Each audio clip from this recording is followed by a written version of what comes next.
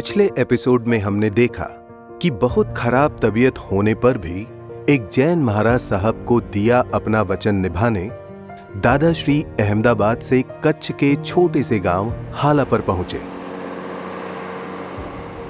तब महाराज साहब खुद उनके स्वागत के लिए आए थे।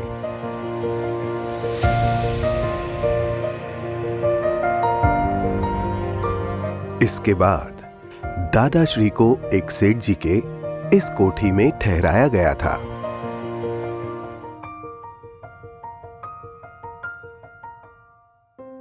अगले दिन सुबह दादाश्री को महाराज साहब के इसी उपाश्रय ले जाया गया।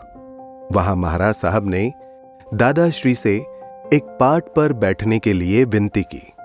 दादाश्री का व्यवहार विनय ऐसा था कि उन्होंने कहा, मैं आपके बराबर नहीं बैठ सकता, मेरे लिए कुर्सी या छोटा पाट मंगवा दीजिए। लेकिन महाराज साहब ने अत्यंत भक्ति और विनय से कहा, दादाश्री यह पाट तो आपके लिए है। दादा के અમે પાટ પર મારા સાહેબ સાથે ના બેસી શકીએ, આમ તેમ કા ખુરશી મંગાવો કા નાનો પાટ મંગાવો। તો મારા સાહેબ કે ના દાદા ના, તમે તો બેન છો, તમારે બેન બેસવાનું, હું તો નીચે બેસते सामने। दादा के नीचे बैसा है कहीं। बहुत कहने पर आखिर में महाराज साहब भी एक छोटे पाट पर बैठ गए। उस दिन उपाश्रय में ज्ञान विधि का आयोजन हुआ।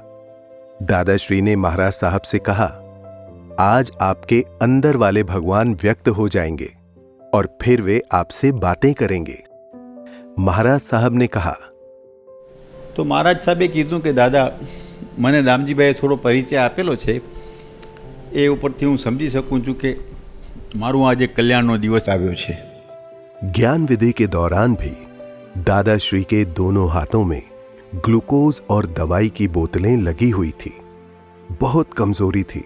हालापुर में जेटला वखत बधा पोटलो चालू हता, आ बे हाथ में आम चालू हतुं ज्ञान आप्युं त्यारे।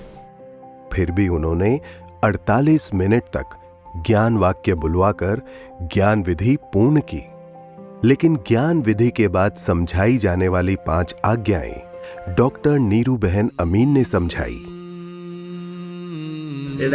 महाराज ने ज्ञान आप्युं, बेमार सत्यम ज्ञान। हे क्रम मार्ग ना विज्ञान, हे सतपुरुष मुक्ति दान। हे क्रम मार्ग ना विज्ञान, हे सतपुरुष मुक्ति दान। इस तरह आखिर में दादाश्री ने अपना वचन निभाया। अगले दिन दादाश्री ने खास तौर पर महाराज साहब को पूरे 48 मिनट तक चरण विधि करवाई, जबकि आम तौर पर चरण विधि सिर्फ 2-3 मिनट की ही होती है। दादाश्री का कितना करुणा भाव कि अगर फिर कभी महाराज साहब को दादाश्री से मिलने का संयोग न मिल पाए, तब भी उनके ज्ञान मार्ग में कोई रुकावट न आए। इसके बाद तुरंत ही दादाश्री को इलाज के लिए प्लेन से मुंबई ले जाया गया। પણ બધાને બહુ એવું લાગતું હતું કે આ મોટું રિસ્ક લેવા જેવું નથી। પછી બધાએ નક્કી કર્યું કે હવે દાદાને અહીંયા બહુ રખાય નહીં, 2-4 દિવસ રહેવાની વાત હતી તે કે નહીં, હવે એમને પ્રવાસ ટૂંકાવીને બોમ્બે। 2-3 महीनों में दादाश्री बिल्कुल स्वस्थ हो गए।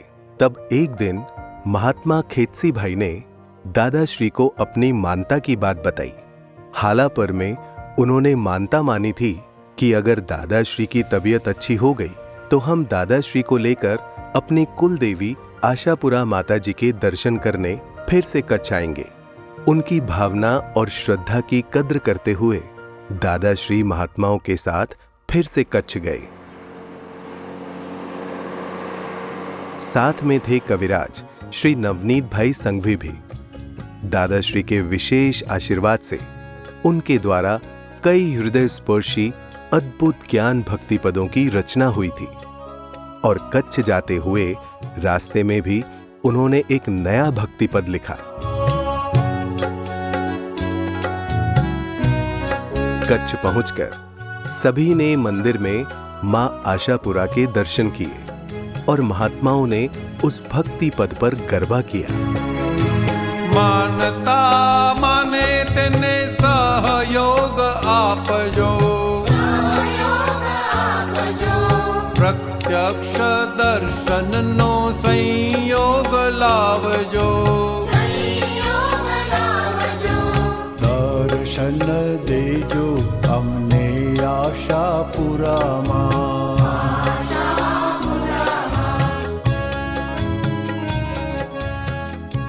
आज भी हालापर की वो यादगार ज्ञान विधि और दादा की असीम करुणा उन सभी महात्माओं के हृदय में जीवंत है।